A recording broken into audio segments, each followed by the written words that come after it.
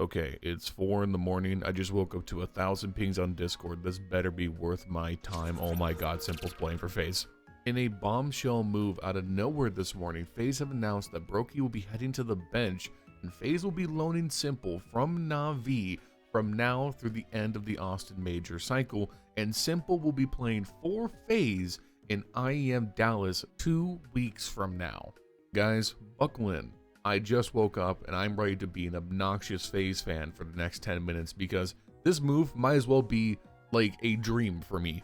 Lock in, FaZe up, let's go ahead and talk about it. Before we do though, make sure you guys take a second, leave a like, leave a comment down below, and subscribe to the channel if you haven't already. It helps out immensely in the YouTube algorithm, as well as with helping me reach 10k subs by the end of the year. I really appreciate it, and before we get started, I would like to thank today's sponsor.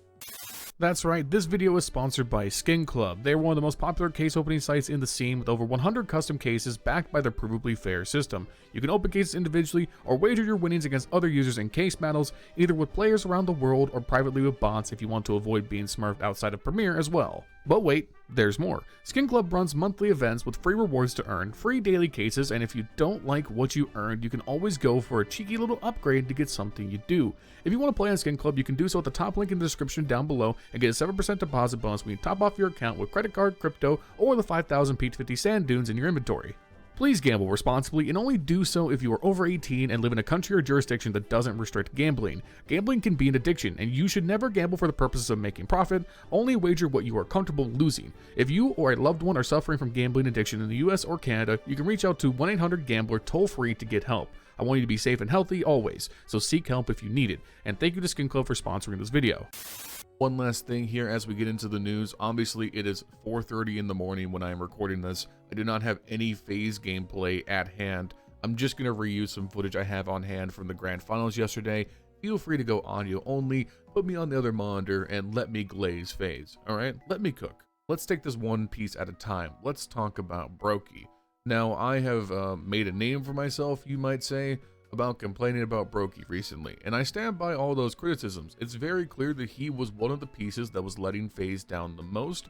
I think he was at a very, very horrible point in his own individual career, to the point that it looked like Broky wasn't even wanting to take fights.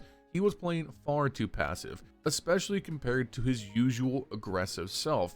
His entry rates were at a rate lower than even some of the most passive oppers in the world. Think Shiro levels of passiveness, but even worse, because Broky would routinely struggle to hit the easy shots while anchoring positions. Overall, he was at a massive downturn in his career, and the op is such a volatile and important piece to the game that it makes sense that something would have to slip eventually. But don't get me wrong, Broky is an incredible player. I do believe with a retooling, a new environment, and a fresh set of eyes, Broky can still contribute to winning Counter-Strike. This man was the 8th best player on HLTV last year. The first half of 2024, he was same old Broky.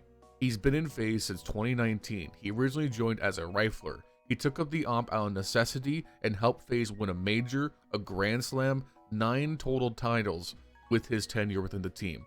He is an incredible player, and I have the utmost respect for his time on this team.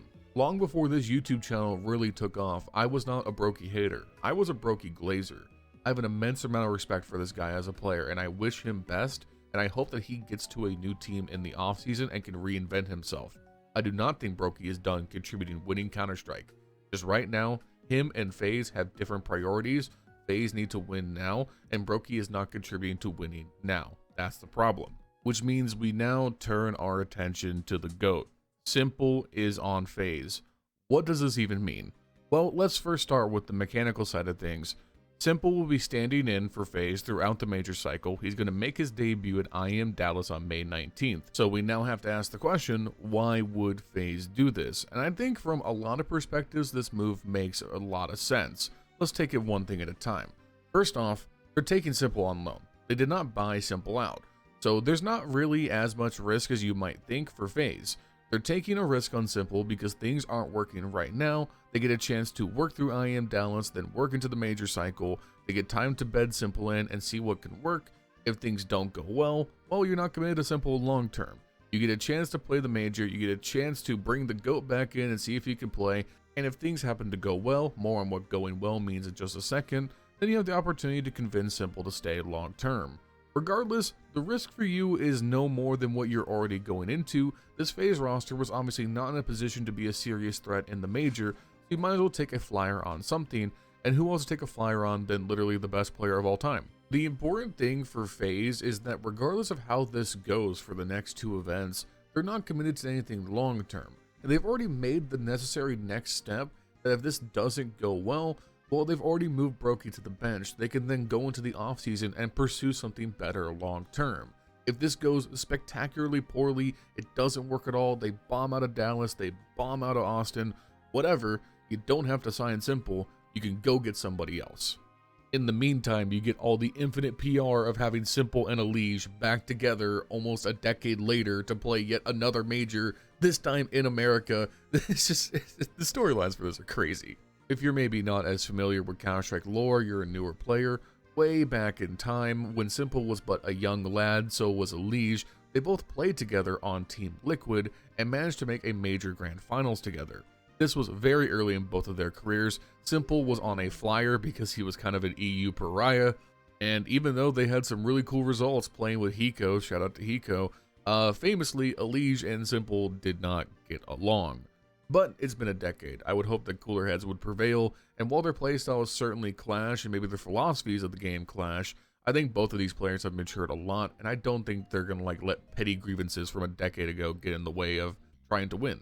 From S1mple's perspective, this makes total sense, right? Like, what have we been talking about for the last couple months? ZywOo is seriously challenging S1mple's spot as the best Counter-Strike player of all time. That is realistically what is happening right now.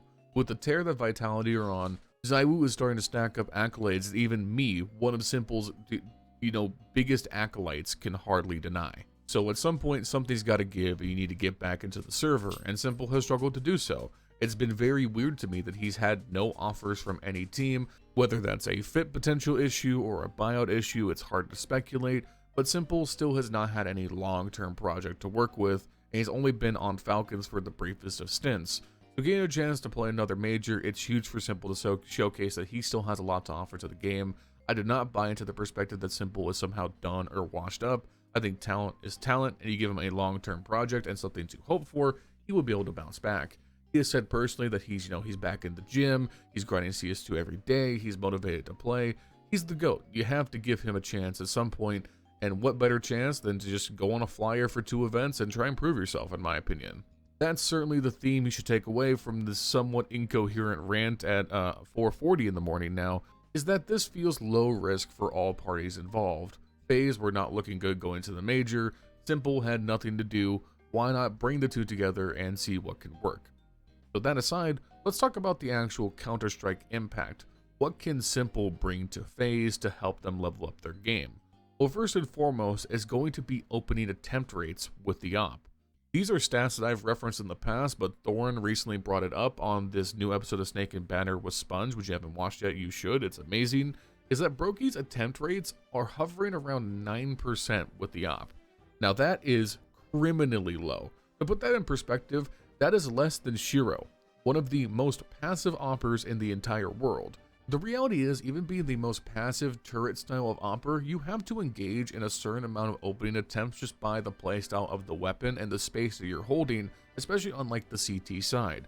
For Broky, he's been playing far too passively. This is something I've commented on in various recaps in the past.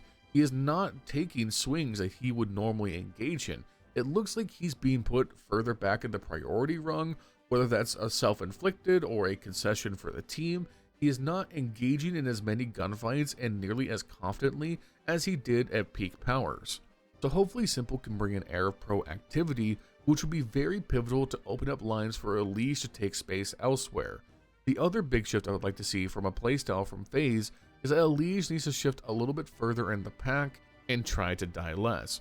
One thing that I think could enable that greatly is that S1mple has obviously, at least at his peak, never been a big slouch on the rifle. He's also a quite aggressive player. So I want to see 2-man actions on rifle rounds where S1mple and Elige are working together to take space, allowing Frozen to lurk and Rain to be the 3rd man in. I want to see Elige and S1mple both being aggressive players that work in tandem. I don't want them to work independently of each other, I want them to enhance what each can do together. Similar to how when you watch Falcons, Nico and Muncie are incredibly aggressive players, but they play well off each other. They synergize in their aggression to enable one and the other, just not in grand finals. Most of all, what I want FaZe to focus on right now is that this is not necessarily going to mean grand finals tomorrow, tournaments the next day. You're trying to bet in a player who has not had consistent playing time since 2023.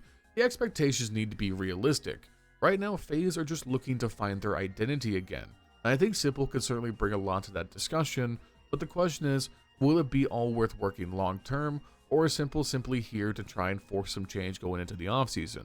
Overall, I do think change is on the horizon for FaZe. Maybe it's going to come in bigger forms than this, and I do think something needed to change. If they had just gone on through the rest of the season with this lineup as is, I think most people, myself included, would have found that disappointing. So if nothing else, you can at least say this move is hilariously entertaining and will produce some very, very funny moments between the player interactions, at least in my opinion.